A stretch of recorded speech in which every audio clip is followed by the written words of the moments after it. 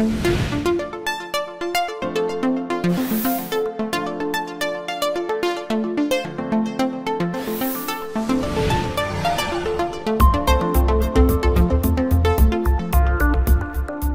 ধরনের রোগীদেরই আসলে রোজা রাখার যেমন বিধান আছে, কিছু ভিন্নতাও আছে, কিন্তু সার্জারি রোগীদের জন্য গল্পটি একটু আলাদা, যেহেতু অপারেশন বা রক্তপাতের বিষয় আছে। অনেকে রমজানেই সার্জারি করছেন বা পরে করবেন বা আগে থেকে প্রস্তুতির বিষয় থাকে। এই আনুষঙ্গিক বিষয়ে আমরা আলোচনা করব। মাসব্যাপী এখন টিভির বিশেষ অনুষ্ঠান রমজানের স্বাস্থ্য, আজকের বিষয় আমরা দিয়েছি সার্জারি রোগীদের রোজায়। বিষয়ে কথা বলতে আমাদের স্টুডিওতে উপস্থিত হয়েছেন একজন স্বনামধন্য laparoscopic surgeon doctor Ruhul Hasan Joardar. আপনাকে স্বাগত জানাচ্ছি। স্যারের পরিচয়, sir senior consultant general and laparoscopic surgery Asgar Ali হাসপাতাল। একই সঙ্গে বলে রাখি আমাদের এই অনুষ্ঠানটি সহযোগিতা করছে আসগর আলী হাসপাতাল।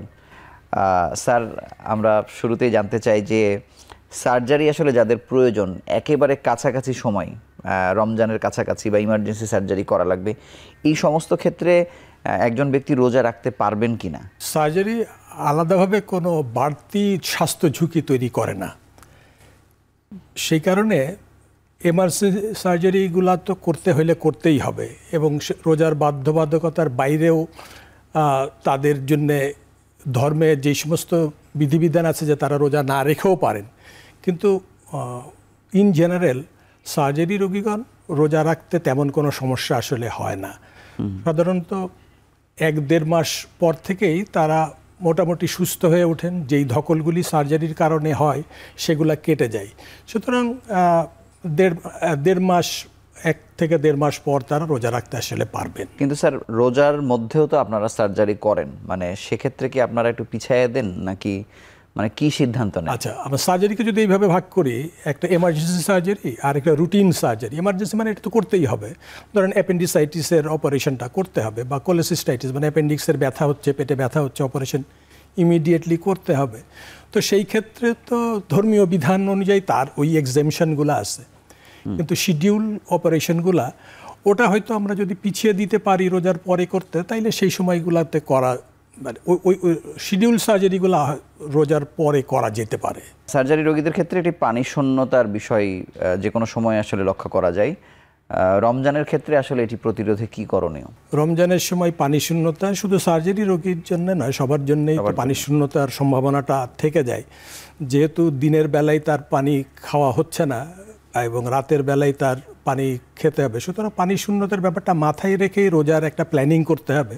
পার্টিকুলারলি এটা যদি সার্জারির রোগী হয়ে থাকেন, সুতরাং ওইভাবে একটা রুটিন করে নিতে হবে যে উনি ওই যেই সময়টাতে, মানে ইফতারির সময়, ইফতারির পর এবং ইফতারি থেকে মানে সেহরির মাঝামাঝি সময়ে ওনাকে পানি খেতে হবে। এবং একটা রুল বলা যেতে পারে যে 2-4-2, মানে উনি 2 গ্লাস পানি খাবেন ইফতারির সময়, এবং ইফতারি থেকে সেহরির মাঝখানে আরও 4 গ্লাসের মতো পানি খাবেন, আর সেহরির সময় আরও 2 গ্লাস পানি খাবেন। তাইলে এটা হলো 8 গ্লাস পানি।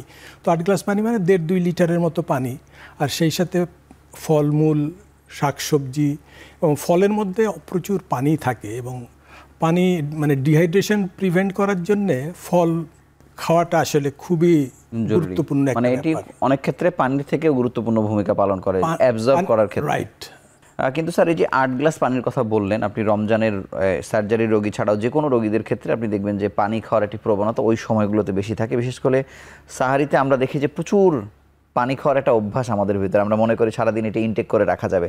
মানে এটি কি আসলে ধারণাটি আসলে ভুল? এই ধারণাটা, মানে একবারে বেশি পানি খাওয়া যাবে না। পার্টিকুলারলি সার্জারি রোগীদের জন্যই বলি। যেমন ইফতারির শুরুতে উনি 2টা খেজুর আর 1 গ্লাস পানি খেলেন, তারপরে 15 মিনিট একটা গ্যাপ দিলেন, তারপরে মাগরিবের নামাজ পড়ার পরে আবার তিনি আরও 1 গ্লাস পানি এবং অন্যান্য খাবার, হালকা খাবার এগুলি খেলেন। এবং তারপরে ইফতারি থেকে সেহরি এর মাঝখানে যেই সময়টায় তারাবির সময়, এই মাঝখানের পিরিয়ডটাতে উনি 4 গ্লাস পানি খাবেন ভেঙে ভেঙে। একবারে উনি 2 গ্লাস 3 গ্লাস পানি আসলে খাবেন না। এবং এইভাবে সেহরির সময় এসে আবার ওই শুরুতে 1 গ্লাস পানি খেলেন, শেষের দিকে আবার 1 গ্লাস পানি খেলেন, আর মাঝামাঝি সময়ে বাকি, মানে অন্তত গড়ে যেন 8 গ্লাস গড়ে যাতে করা যায় আর কি। কিন্তু স্যার, সার্জারি পরবর্তী ব্যথানাশক ওষুধ বা অ্যান্টিবায়োটিক সেটা তো খুবই অনিবার্যভাবে আপনাদের দিতে হয়, সেটির অ্যাডজাস্টমেন্ট আসলে কিভাবে হয়? এইটা সামঞ্জস্য করা কিন্তু খুব ডিফিকাল্ট কিছু না। আচ্ছা, কেননা অ্যান্টিবায়োটিক ওই এখন দিনে একবার খেলেও চলতে পারে অথবা দিনে 2বার খেলে চলতে পারে, সুতরাং এগুলি অ্যাডজাস্ট করা খুব ডিফিকাল্ট কিছু না, মানে দিনেরটা রাতে চলে যাবে এই। স্যার আপনাকে অসংখ্য ধন্যবাদ। আমরা ছোট্ট একটু বিরতি নিয়ে আবার আলোচনায় ফিরছি।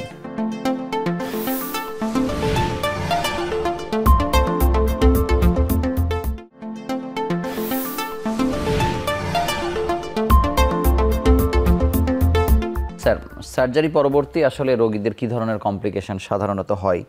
যেমন আমরা সাধারণত উচ্চ রক্তচাপ বা ডায়াবেটিসের প্রবণতা এক ধরনের থাকে, বা অন্য আর কি কি হতে পারে, বা সেক্ষেত্রে আপনাদের করণীয় কি বা আপনারা কি করেন? আমাদের যেই পেশেন্টগুলা থাকে সার্জিক্যাল পেশেন্টগুলো, তার মধ্যে তো মানে শিশু থেকে শুরু করে বয়স্ক মানুষজন, তো যাদের এরকম বয়স্ক মানুষ বা যাদের ডায়াবেটিস ব্লাড প্রেশার আছে, এই রোগীগুলা ইন পার্টিকুলার তাদের জন্য একটু এক্সট্রা কেয়ার নেওয়া দরকার। আমি যদি ব্লাড প্রেশারের কথাটা ধরি প্রথম, যে ব্লাড প্রেশারের রোগীগুলা এদের একটা ওই সার্জারি এবং তার পরবর্তী সময় রোজা রাখতে একটা প্ল্যান করে নিতে হবে, ডাক্তারের সাথে একটা কথা বলে নিতে হবে যে তার ব্লাড প্রেশারের ওষুধগুলি তিনি কখন খাবেন। এবং ব্লাড প্রেশার আর ডিহাইড্রেশন, বা যে প্রথম আমরা বলছিলাম যে পানি শূন্যতা, তো ব্লাড প্রেশারের রোগীদের পানি শূন্যতা হলে তাদের হার্টের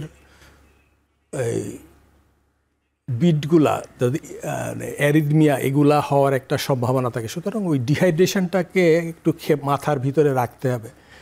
কিন্তু ইন জেনারেল আবারও বলি যে সার্জারি ইন পার্টিকুলার তেমন কোনো স্বাস্থ্য ঝুঁকি আসলে তৈরি করে না, কিন্তু ব্লাড প্রেশারের রোগীদের সবসময়ই খেয়াল রাখতে হবে ডিহাইড্রেশনের বিষয়টা, আর এইটার জন্য একটা প্ল্যান আসলে করে নেওয়া দরকার। কিন্তু ফাস্টিং, রোজার যেই উপবাস, এটা ব্লাড প্রেশার রোগীদের জন্য আসলে ভালো, কেননা এটা ব্লাড প্রেশার কমাতে সাহায্য করে, হার্ট রেটের কন্ট্রোলটা বেটার থাকে, অ্যাথেরোস্ক্লেরোসিস মানে রক্তের মধ্যে যেই কোলেস্টেরল বা আদার এই সমস্ত জিনিস জমে, এইগুলো জিনিস কিন্তু নিয়ন্ত্রণ করে।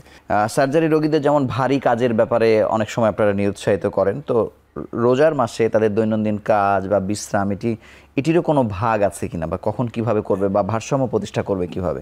ভারী কাজ বলতে দু রকম, একটা হচ্ছে হেভি এক্সারসাইজ মানে ওয়েট লিফটিংয়ের মতো বা জোরে দৌড়ানোর মতো এরকম টাইপের এক্সারসাইজ, এগুলো আমরা সাধারণত যে কোনো অপারেশনের 1.5 মাস পর থেকে করতে বলি। তার আগ পর্যন্ত 10 কেজির বেশি ওজন তোলা এইটার আসলে, এবং ভারী এক্সারসাইজগুলো করতে নিষেধ করি।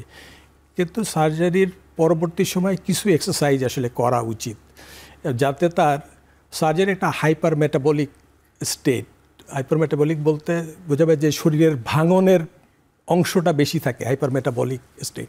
তো এটা প্রিভেন্ট করার জন্যে আমাদের খাওয়া দাওয়ার সাথে সাথে কিছু এক্সারসাইজ করা প্রয়োজন, যেই সমস্ত এক্সারসাইজগুলোকে হার্ট রেটটাকে কিছুটা বাড়ায়, মানে অ্যারোবিক এক্সারসাইজ, যেমন হালকা হাঁটাহাঁটি করা, খুব বেশি জোরে দৌড়ানো, মানে হালকা জগিং, তারপর কিছু ওয়েট লিফটিং, এই জাতীয় এক্সারসাইজগুলি করা আসলে ব্লাড প্রেশারের রোগীদের জন্য ভালো।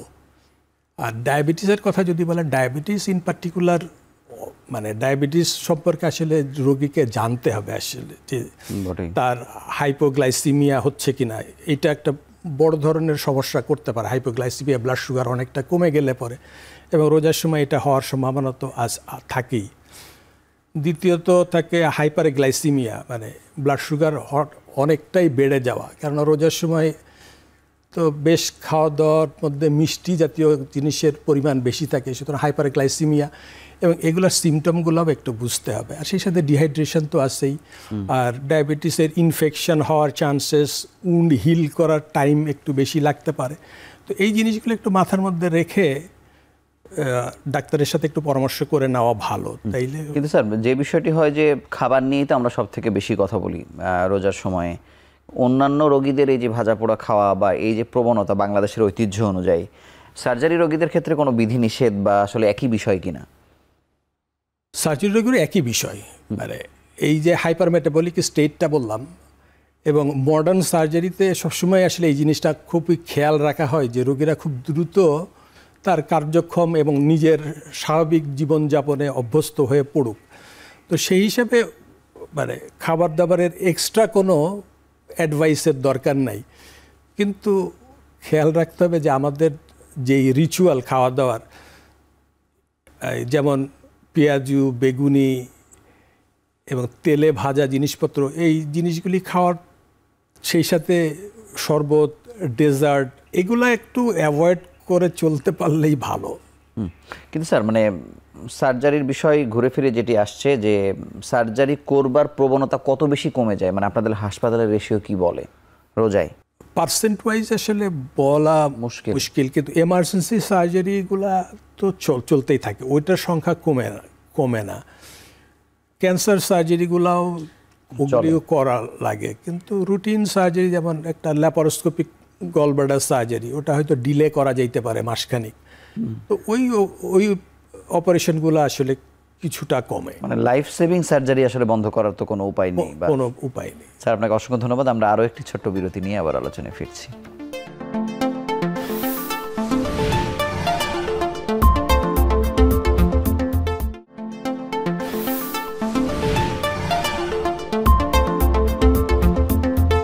ডাক্তার রুহুল হাসান, আপনার কাছে জানবো যে সার্জারি বিভাগ মানে একটি হাসপাতালের একটি বলা যায় একটি স্ট্রেংথ বোঝা যায় আর কি সেক্ষেত্রে, কারণ সাধারণ ট্রিটমেন্ট তো অনেকেই দিতে পারে। আমরা এমন অনেক সরকারি হাসপাতালেও দেখি, জেলা সদর হাসপাতালে, যে একটি টিমের একজন মেম্বার হয়তো অনুপস্থিত থাকার কারণে সার্জারিটি আসলে কন্টিনিউ করা যায় না। একেবারে প্রেক্ষাপট ভিন্ন আসগর আলী হাসপাতালের ক্ষেত্রে। তারপরেও এই সক্ষমতাটা আপনি কিভাবে জানাবেন বা কিভাবে বলবেন, বা আপনাদের এখানে জনবল কত, বা কোন কোন লেয়ারে কতজন কাজ করে, কি পরিমাণ সার্জারি প্রতি দিন হচ্ছে বা মাসে হচ্ছে, একটু যদি বলেন। তো সার্জারি একটা টিম ওয়ার্ক, এর ভিতরে যেরকম নার্সিং স্টাফ থাকে, প্যারামেডিক্স থাকে প্রশিক্ষিত, সার্জন এবং তার টিম, এই পুরো টিমটাই কাজ করে একটা রোগীকে কেন্দ্র করে, সার্জিক্যাল রোগীকে কেন্দ্র করে, এবং তারাই রোগীর দায়িত্বটা সামগ্রিকভাবে নিয়ে নেন।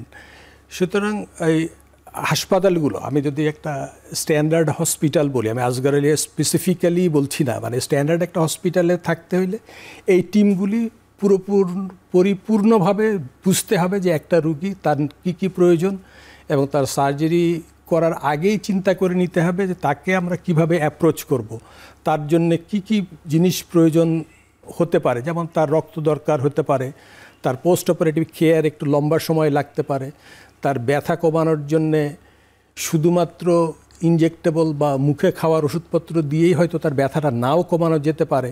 তো সেই ক্ষেত্রে ইপিডুরাল অ্যানেস্থেসিয়া অথবা ইনহেলেশন অ্যানালজেসিয়া, মানে ব্যথা কমানোর অন্য পদ্ধতিগুলো অবলম্বন করতে হইতে পারে। সেটা আগে ভাগেই আসলে চিন্তা করে নিতে হয়, নিয়ে ওইভাবেই আসলে একটা প্রস্তুতি নেওয়ার প্রয়োজন। সেটি আপনাদের সব দিক থেকে আছে আর কি, সেটি এই জিনিসগুলি আমাদের হসপিটালে, আমি যেখানে কাজ করছি এখন আর কি, আমাদের হসপিটাল এই জিনিসগুলি আছে। আরও দুটো বিষয় জানতে চাই। একটি হচ্ছে যে অ্যাডভান্সমেন্ট সার্জারির, যেমন আমরা রোবোটিক বাংলাদেশে করছি না, এর বাইরে যত কিছু সেগুলো হচ্ছে কিনা। দ্বিতীয়ত হচ্ছে সব থেকে সার্জারির ব্যাপারে ভয় হচ্ছে যে একটা ইনফেকশনের চান্সেস, যেমন আমরা সরকারি হাসপাতালে দেখি যে আপনার পোস্ট অপে 40% পর্যন্ত আমরা শুনি, বা অ্যান্টিবায়োটিকের মিসইউজের একটা বিষয় আছে, ক্রস ইনফেকশনের বিষয় আছে।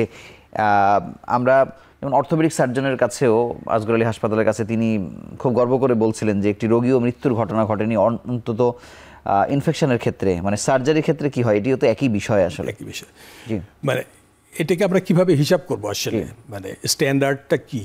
এটা একটা মডিউলার অপারেশন থিয়েটার হইলে আগে থেকে প্ল্যান করা থাকে যে এটা মডিউলার থিয়েটার, মানে বাইরের থেকে কোনো বাতাস এটার ভিতরে ঢুকছে না।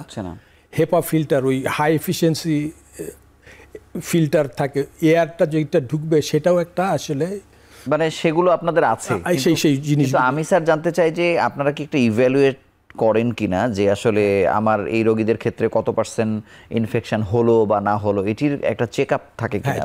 চেক আপ আছে, এবং চেক আপ করার জন্য আমাদের একটা ইনফেকশন কন্ট্রোল টিম আছে, ওনারা সার্বক্ষণিক এগুলো করেন আর কি, এইটা করে থাকেন। আমি শেষ প্রশ্ন হিসেবে করতে চাই যে কর্পোরেট হাসপাতাল মানেই অনেক মানুষ মনে করে যে এই হাসপাতাল আমার জন্য নয়, বা এখানে খরচের মাত্রাটি অনেক বেশি। আপনি হয়তো আরও অনেক জায়গায় কাজ করেছেন। কর্পোরেট হাসপাতালের বাস্তবতা ধরে অন্যান্য কর্পোরেট হাসপাতালের সঙ্গে আপনাদের সার্জারির ফি বা আপনার কাছে এই ফিটা আসলে কেমন যৌক্তিক মনে হয় বা আরেকটু কমানো যেতে পারে বা আপনি কি মনে করেন? মানে সাধারণভাবে সার্জারি একটা কস্টলি ব্যাপার, ওটাই অনেক কিছুর ইনভলভমেন্ট আছে এইটা, এবং সেই স্ট্যান্ডার্ড অ্যাফোর্ডেবল হইতে হবে। জি। তো মানে এক কথাই যদি বা একটা সেন্টেন্সে যদি বলি কস্ট ইফেক্টিভ অ্যান্ড অ্যাফোর্ডেবল, এবং কিভাবে কস্ট ইফেক্টিভ এবং অ্যাফোর্ডেবল হচ্ছে সেটা আমি বলি যে হসপিটালে ভর্তি বেশিরভাগ রোগীরই আমরা হসপিটালে ভর্তির আগেই তার অ্যানেস্থেশিয়া চেক আপ এবং অন্যান্য যে সমস্ত জিনিসগুলি তার চেক করার দরকার আগেই করে নেই। সুতরাং যেদিন সে ভর্তি হয় ওই দিনই অপারেশন করে ফেলতে পারি আমরা বেশিরভাগ ক্ষেত্রেই। আচ্ছা। এই কারণে হসপিটাল স্টে পিরিয়ড এটা কমে। মানে আপনারা হসপিটাল স্টেটা কমানোর চেষ্টা করেন? হসপিটাল স্টে কমানো, ইনফেকশন রেট কমানো। ইনফেকশন না হলে তো এমনি সে থাকবে না আর কি। স্যার আপনাকে অসংখ্য ধন্যবাদ আমাদের সঙ্গে যুক্ত হওয়ার জন্য। আবার অভিনন্দন জানিয়ে আপনার কাছ থেকে বিদায় নিচ্ছি। সার্জারির বিষয়ে, সার্জারি মূলত করবেন কি করবেন না, রমজানে করবেন কি করবেন না, বা রমজানে করলে আসলে আপনি কতটুকু ব্যায়াম করবেন, কিভাবে চলবেন, আপনার ওষুধের অ্যাডজাস্টমেন্ট সব কিছু একজন সাধারণ মানুষ হিসেবে আমরা তো অবশ্যই বলতে পারি না। সেক্ষেত্রে আগে ভাগেই রমজান শুরু হবার আগে বা রমজান শুরু যেহেতু হয়ে গেছে, আপনারা একজন চিকিৎসকের পরামর্শ নিলেই বরং বাকি দিনগুলো খুব ভালোভাবে রোজাগুলো রাখতে পারেন, বা না রাখলেও সেই পথগুলো চিকিৎসকরা বলে দিতে পারেন। তো আমরা আশা করছি সেই পরামর্শ আপনারা নেবেন। সেই প্রত্যাশায় আজকের মতো বিদায় নিয়ে আগামী পর্বে আবারও নতুন কোনো বিষয়ে অনুষ্ঠান দেখবার আমন্ত্রণ জানিয়ে আজকের মতো বিদায় নিচ্ছি। ভালো থাকুন, সুস্থ থাকুন।